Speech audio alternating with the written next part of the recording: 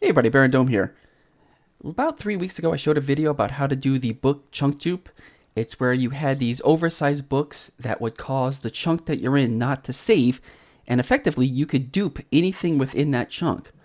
Well, also, you can create some unnatural blocks within Minecraft using this particular book chunk dupe. Let me show you. So right now, I am in my duping area, so to say, and the reason that there is iron on the ground, because this is within one chunk. If you don't know, a chunk is 16 by 16, and this particular glitch, book dupe thing, only works within one single chunk. So that's why I have this whole thing outlined. So everywhere that there's iron, that's the chunk that we're going to be operating in. And what we're going to be doing is we're going to be creating some unnatural blocks that you can't create in vanilla. I mean, as I show you, you'll kind of get what I'm getting at. So what we're going to do is I have a bunch of blocks and things like that that all straddle right along the line. And what we're going to do is we're going to destroy a bunch of things, and we're going to reset the chunk to its original state. And what's going to happen is we're going to get some blocks that you normally can't create. For instance, we're going to start here on this bed. So what's going to happen is I'm going to break the bed. Of course, the whole bed's going to come apart. And when we reload the chunk, the top half of the bed's going to be gone. The bottom half is going to be here. And the same here. We're going to have the top half of the bed. Bottom half is going to be gone. And then when I break this iron block, we're going to get a floating torch. We're going to get a floating banner. We're going to get just the front part of this piston. It's powered right now. So I'm going to come through. I'm going to break the back of the piston and the redstone torch. And then when we reload, we'll just have the piston head. And then this one is the back end of the piston that's extended. And then we have sticky pistons. We're going to have an unpowered redstone hovering torch. We're going to have a powered hovering torch, a powered repeater, a powered comparator. What I'm going to do here is I'm going to break this part of the wall. And the portal, when we reload the chunk, is going to be reactivated. So that's going to be pretty cool. We're going to have a floating ladder, a floating sign, a minecart rail at an angle. We're going to have two cactuses right next to each other. We're going to have floating vines. We're going to have an click together, what's it called? Tripwire. So you see how it's up right now? But it's going to stay in the down position. We're going to have some floating chorus fruit. Now, you're probably just wondering, this is just an iron trap door, an iron door. But what there actually is, if you press F3, you can see at the bottom right, on the right side of the screen, it says powered true. The same here, it says powered true. So when we reload, even though these redstone torches are going to be gone, they're still going to be powered. We're going to have the last leg of the water stream and the last thing of a lava one. We're going to have a floating lever and a floating button. I know you're kind of like, what the heck? You'll kind of understand as we do it. So let me get to this. This is where the books are. And I showed this in the last video about the book dupe. These are specially crafted books. 50 pages of this random Chinese, Asian characters. A lot of just random stuff. And I have two separate sets. Set 0 and set 1. They're both completely different from each other. So you can see which book is this? This is book 1. So this is book 1. You can see the different characters at the top. And they're different than the ones on book 0. So I have 14 zeros, 13 ones there, and then 8 of each here. So what we need to do first is set this chunk so when we come back to it and make changes, it'll revert back to this original state. So we do that by first. If you're in single player, you can either walk 200 blocks away so the chunk saves and then walk back, or you can close out and reopen it. If you're on a server that does not have this patch, there are already some servers that have this patch, so you may not be able to do this. If you're on a server and you want to do this, you can walk 200 blocks away and then come back, or log off and log back on. And also, if this is a server, you can't do this in the spawn chunks because spawn chunks are always active. The server needs to be able to close this chunk out, save the chunk, and then reopen it. So if it's a spawn chunk, you can't save it and close it. All right, so with that, we have everything here that we want to create an unnatural state on. So what we're going to do now is I'm going to go ahead and exit, because that's easier for me, and then I'm going to go ahead and relog in.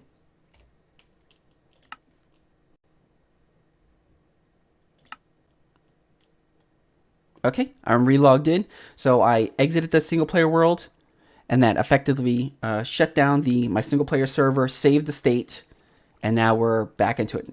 So now what I need to do is I need to set the books into a state where it will not save the chunk, and then I'm going to go around and I'm going to mess everything up to create the unnatural blocks. So first, with these book zeros, I'm going to create an alternating pattern, just like this. This is so that Minecraft cannot compress the data and makes it so it does not save. So that one was back and forth with 14 0 books and 13 1 books. And then with this one, we just do 8 of each. So effectively now the chunk will not save. So any changes I make to this chunk will not save. So what we're going to do now is we're going to go around, mess some things up.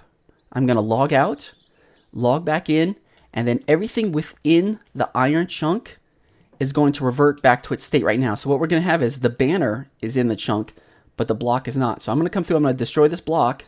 It will destroy the banner, but when we log off and log back in, the banner will remain. So you'll kind of understand when I do it. So what I'm doing is I'm not going into this part. I'm just staying on the outside. And yeah, you're seeing that things are being destroyed. That's fine, but you'll understand it more once the whole thing gets reloaded. So I'm destroying everything on the outside, just like this. What I'm going to do is I'm going to do that. I actually want those. There we go.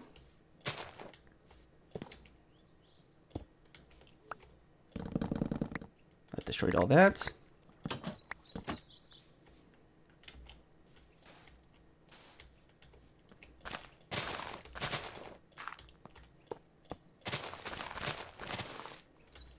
Clear my inventory.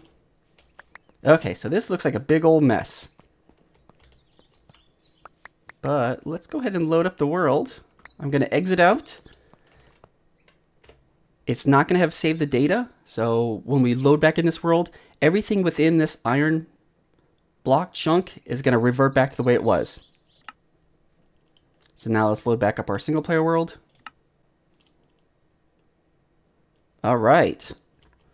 Things look a bit differently now, don't they? So let's check this out. So here we have the bottom half of the bed. Pretty cool. You can't see the insides of it. Here's the top half. We have a floating torch. We have a floating banner. We have the front part of the piston. You'll actually notice that piston parts are longer than a block. See how it's actually extending past that? And you can see it here that the end part of this, the back end of the piston, is actually shorter than a block. Here's our front part of our sticky piston, and that's the back end. Here's our unpowered redstone torch. Here's the powered redstone torch. I'll take that. Here's our powered repeater with nothing underneath it. Powered comparator. Here's our portal, missing part of its wall. That's pretty cool. Here's our floating ladder and our floating sign. Minecart rail at an angle. Look at this. We got two cactuses right next to each other. That's insane. Got floating vines with nothing on top. We have our activated tripwire hook right there. Ooh, we've got some floating parts of the coarse fruit. We have our iron door, which is, if you look to the bottom right, says it is powered. And along with the trap door, it still says it's powered. And we have a little bit of water and lava right there. Yeah, yep, I just walked through the water, so it detected as I needed a boat. And then we have our floating lever and our button. Now, if I make any changes to these, if I try to update any of these blocks, they will revert back to normal. So if I put, let me just show you. So if I just break this part, the rest of it will break. Actually, if I break this part, I think the bottom will break too. Oh, it actually didn't. That's actually a poor, that's a poor example because it breaks no matter what. Let's update right here. Let's update the, can we update the torch? Actually, we'll do the bed. Yep.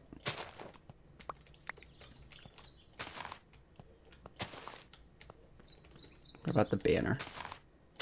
Yep, that updated too. Yep, they will all update. So if you bring anything in here, it will all update. Yep, see, just like that. Nothing stays forever. And I can climb this too. This is a working ladder. You can climb this. And that's pretty sweet. Now, if I had set the cactuses as a 1, and they hadn't gone through their full growth stages yet, this wouldn't have worked. So as long as it was set to a 3 cactus already, this would work. Because it's not continually checking for an update. It's at its 3 height, and it's good. Some things that do not work with this, paintings, if you put them on chunk borders, they do eventually pop off along with signs. Not signs, item frames. Item frames will not stay. Let me show you.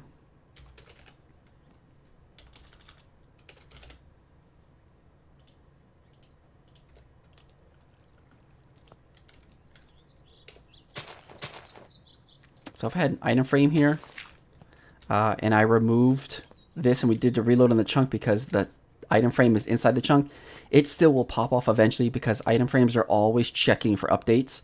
And I also tried this with cocoa beans. Cocoa beans, even if it's fully grown, it still will check for updates. What's another one? Sugarcane.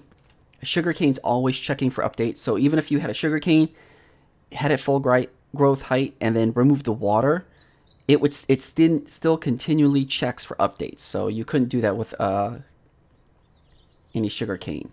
But yeah, this is cool. You can actually get any type of unnatural block that you normally shouldn't be able to get, and you can actually make a nice little chunk museum from this. And I mean, you could even make this, you know, all the way across the entire chunk, and then have a whole big purple row across, because you could have, you know, this side on the left side, and then you could have the other end outside the chunk on this end.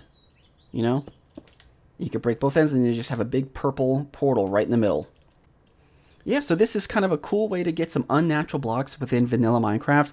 I know before I've told you that, you know, creating these books is a way that you have to do this, but a lot of servers out there have this patched now. So particularly Spigot, Forge, Bucket, unless it's a vanilla Minecraft server, you're probably not going to be able to do this. So just be wary on that. But single player, yeah, you can completely do this. It's just a fun little way to make some unnatural blocks and just have a neat little museum just to see the different ways that some of the Minecraft blocks can be set up.